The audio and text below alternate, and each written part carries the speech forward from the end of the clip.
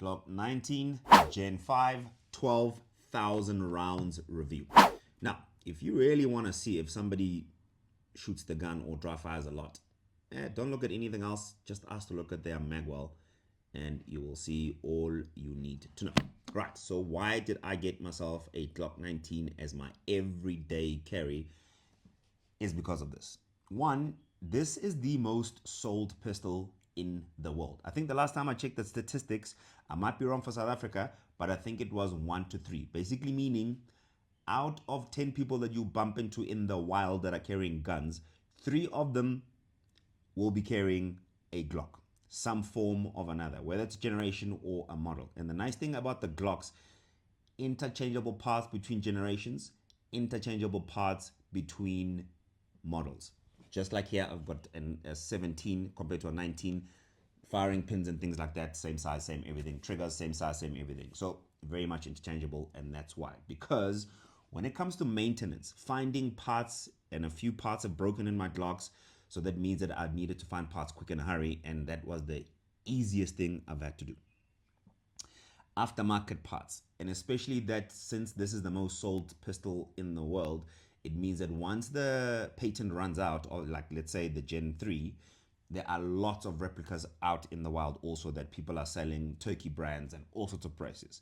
So that means that when it comes to finding parts, maintenance, easy fitment, interchangeable parts, very easy. So that is the reason why I got myself a Glock 19. But Glock in general, it's known for its durability, reliability, and long lasting. So, second reason. I liked it so much that I got a second one and the third one.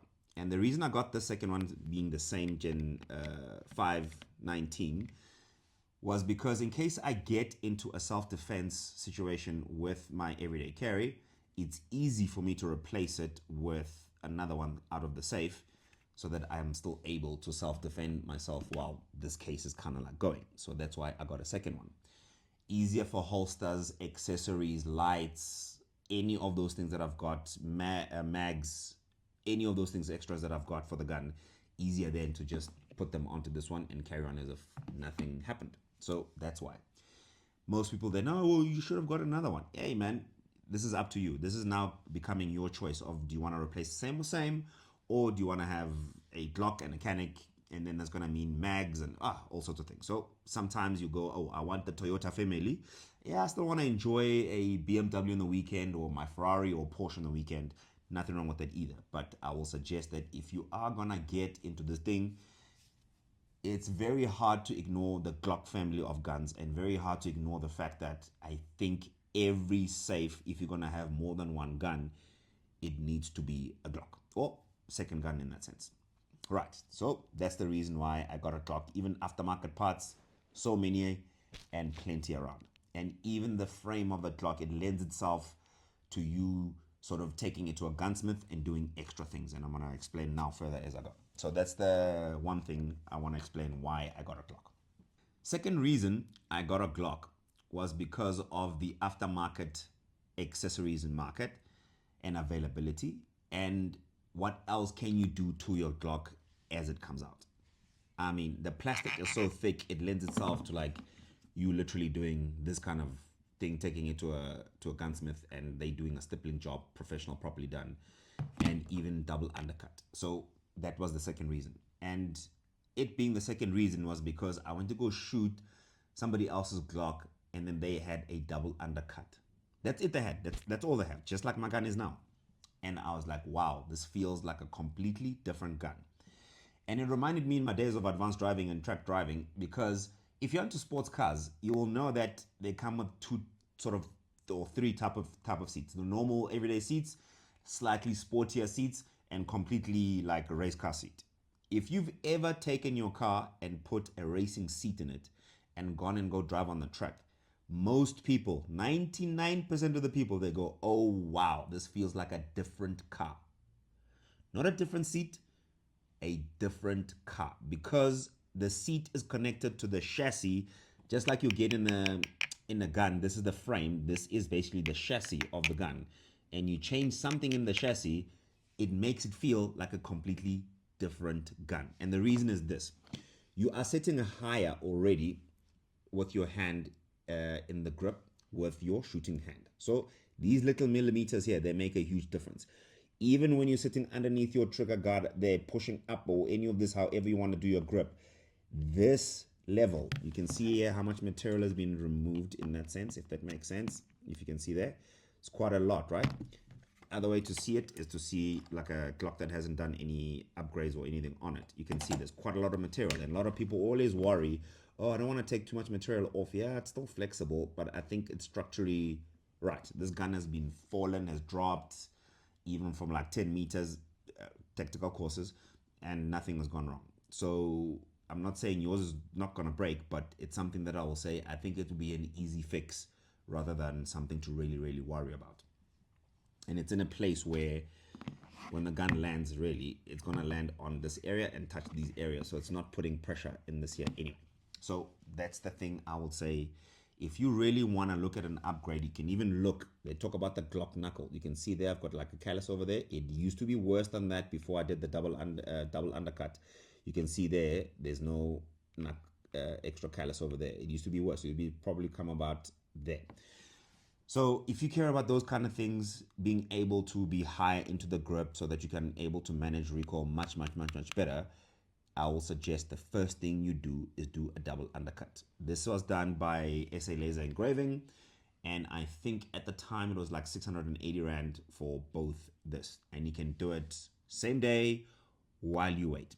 Obviously, you have to call him and make sure that he's aware that you're coming, sort of like an appointment thing, or you can just send your frame to him and he can do that for you. So that it was literally my first upgrade. The second upgrade I looked into, which I did not do, was my sight, because that's what you hear on the internet. Oh, Glock sights are so rubbish. Yeah, people talk. Well, let me explain why they are rubbish for me. As you can see, this is my optic. This round thing here sits there, but you can see that you see more of it on the left than it is on the right, which means from there to there, there's more space than there is space there to there, which means that this sight has moved slightly to the left. This happened to me really out of like doing doubles drills, let's say shooting like 500 rounds in the same day. That's when that happened. The guys that keep on saying, oh, I'm not going to remove my Glock sights, they're not that bad, la la la la la, I'll go, hey, maybe you don't shoot a lot, but it's not the reason why I don't like the Glock sights. The reason I don't like the Glock sights is because of this halo thing that they have, this white thing. When you're putting it against your front sight, there you can see it's also big white. It creates a hazy feel between the windows, and I don't like it at all, which is why then I've replaced the one that I want to keep only open sights with these ones, and they are cut and serrated in that sense, and they are black at the back, because that's how I prefer. My eye prefers that kind of thing. Whenever I see this kind of thing and I'm trying to put my front sight in between there, it's all blurry. It feels like it's too hazy. There's too much white going on. That's my reason why I do not like these sights, which is why I haven't replaced them on this. And we'll get into why I haven't replaced them or even have suppressor height sights or any of those things when we get there. But that was the second thing I looked at and I did not replace. I did not replace it because I wanted to see what's going to happen with my optic when I get to one. Right. But that's not the thing I replaced second. The second thing that I replaced, I looked at, was the trigger. Because again, second thing, Glock has got such a rubbish trigger. Everybody talks. Here's the thing about a Glock trigger. There is nothing wrong with a Glock trigger. It's you that can't shoot. Sorry to say. But most people, I think, are hearing what other people are saying, and then they're just regurgitating exactly the same thing. Here's why I'm saying that. A Glock trigger does not work the same as many other striker fire trigger. For instance, a Canic and a Glock. Let's talk. When you press this trigger on a Glock, it cocks the firing pin, and then after that, it lets it go. So that's why the conversation on the interwebs, you can hear sometimes, hey, Glock is a double action trigger, which I believe it is, but I'm not here for the arguments. I'm just here to explain how things work so you are able to then use your tools in a better way. So it does two things. So that is why it feels gritty and spongy and all these feelings that everybody keeps on saying it's a bad trigger. I'm like, no, it's not. You're just a bad shooter. If you compare it to a Canik, if you wreck the slide of a Canik, it already cocks the firing pin, which means that by the time you pull the trigger, all you are doing is making sure that it lets go, and then the firing pin goes forward. That's it. It's just the sear to sear disengaging with a Canik. With a Glock, it's different. It cocks it and breaks it at the same time as well. Well, not at the same time, but one after the other, just like any other double action trigger. So you cannot compare. When you compare then like for like with other triggers that work similar to a Glock, then you're gonna see like no. The only thing that is a problem with the Glock is probably the weight. And again, you're comparing things that are not should be compared. The weight of the trigger, I think it's about 5 kilograms in our kilograms size, but you can get this thing called a minus connector. It's called a 2 kilogram minus connector, and it literally will get your Glock trigger to come to about 3 kilograms, sometimes even less than 2 kilograms. It is the cheapest, best way you can literally replace your trigger, but on the inside. It doesn't replace the trigger housing or trigger shoe here, but it replaces the inside of how the trigger works. So that was the first thing I replaced. I had the same trigger like this, and the only thing is on the inside is called a minus connector. 2 kilogram minus connector, that's what I replaced. That changed everything for me. Again, that thing of like, oh, what am I changing in my gun? You're changing something on the inside. It's like changing how your accelerator in the car works. It is slightly less heavy and much more responsive. So the cheapest way.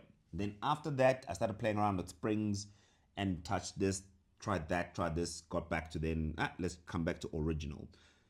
After I got back to original, the third thing that I did to the trigger is change the trigger shoe on its own. So if you look at the trigger minus connector and the trigger shoe, that's like 1,000 rand. Like the trigger shoe, 3 to 500 rand, minus connector, 3 to 500 rand. So again, you're looking at 1,000 rand to make your trigger feel completely amazing. And that is why I swear by all my Glocks that are gonna have a flat face trigger, except for this one for now. But I want a flat face where it's gonna be flat like that instead of curvy like this and shaped in a different way. I prefer those because it's much easier for me to press the trigger straight back than to figure out this left to right thing that I had a problem with the Glock trigger shoe.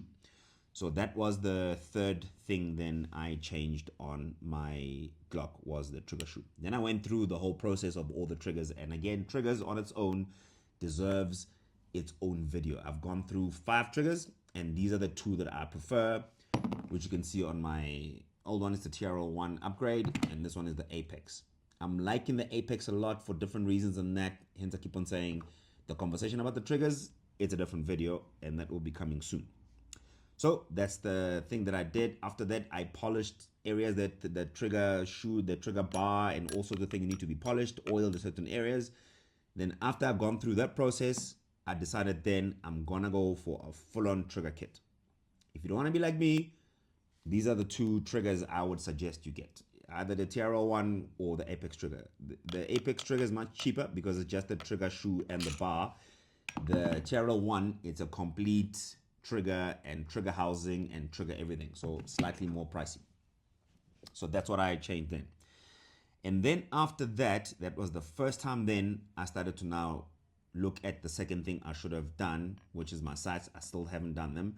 Then I did my optic. With my optic, at the time, there was a lot on the market, but I liked the idea of reliable, durable materials. That was titanium. So this is a titanium housing. This is the 508T Holosun green dot.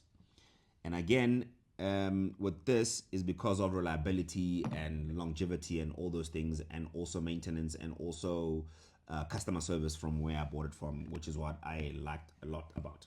So that's why I got this. You can see it's got a solar panel on top, and it does work even if it's cracked. You can see it's cracked there. My gun has fallen off a few times out of my holster, doing tactical courses, climbing out of cars, jumping over walls. All sorts of things have fallen, and that's why that's cracked, and it still works. The second reason I liked this optic was because of the side tray for the battery, because the other ones meant that you have to take the whole thing off, take the battery out, and then put it in, then have to go zero it again, then put the screws in. And I don't know how many times I've broken these screws all the time that I was like, I'm not going through that again because of my previous experience with these little screws and other, like my little toy guns or toy cars, similar screws. So that's why then I opted out for this one, and durable, and also has an extra level of, reliability, to say that I've got this solar panel, which means that even if when the battery goes low, it's gonna light. And it has happened that my battery did die during a course while I was shooting. And it was so funny when it happened, because when I presented the pistol, I could see the flickering happening. And then the second time I presented it, it went dead. But all I needed to do was press one of these buttons and it came back on again, kept it zero. And even since then, I've checked my zero frequently, but I've never had to re-dial in these screws to do my zero at all, since I've done my zero day one. So that is why then I swear then by these Holosuns, and especially the 508T, and I swear by Green Dot, and I've told you many reasons why. And for simple reason, again, I can explain now again very quickly why when people's eyes go wonky or funny, or they get older, cornea changes, I've got this problem. It's the only time they move to a Green Dot.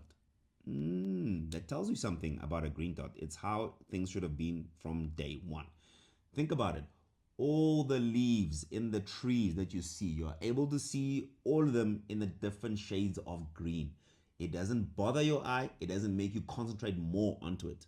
In fact, your eye likes green than it likes red. Even when you look at your life, when you see the color red, what do you think of? When I see green, I know it's go. Anyway, that's my thing. The other thing that I looked at after that was my recoil springs. This is the normal spring that comes in the Gen 5. This is an aftermarket spring. I think it's about 2,000 to 2,500 Rand that goes into the gun, and it's a DMP spring.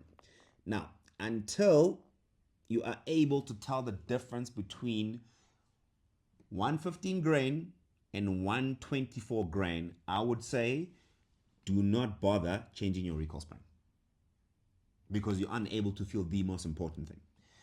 If you're able to feel the difference, that's when I go start messing around with your recoil spring. As you can see, it's like a staggered spring. There's one spring here, second spring, little one on the inside here that goes inside, and the third spring on the outside. So you can see that it's much more complicated, and you gotta change. It comes with 3 different springs all together.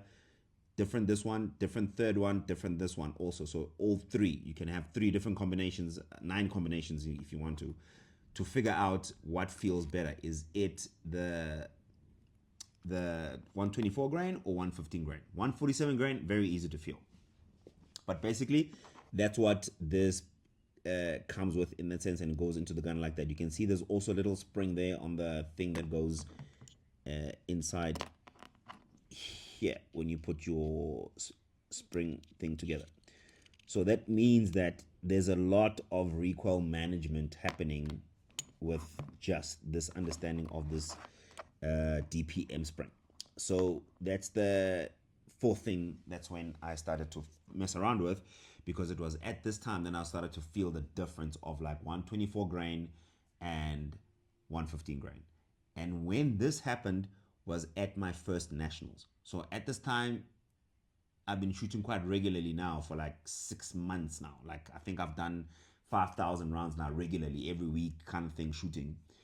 And that's when I felt the difference. Before then, I did not feel the difference of shooting once a week or that kind of thing. So that's another thing that I will suggest for people to go through for feeling, understanding, so that you understand which ammo works best in your gun because of the recoil. And the recoil feel and recoil pulse, whether it's snappy or whatever, it is personal. So it's up to you what you feel is the right thing.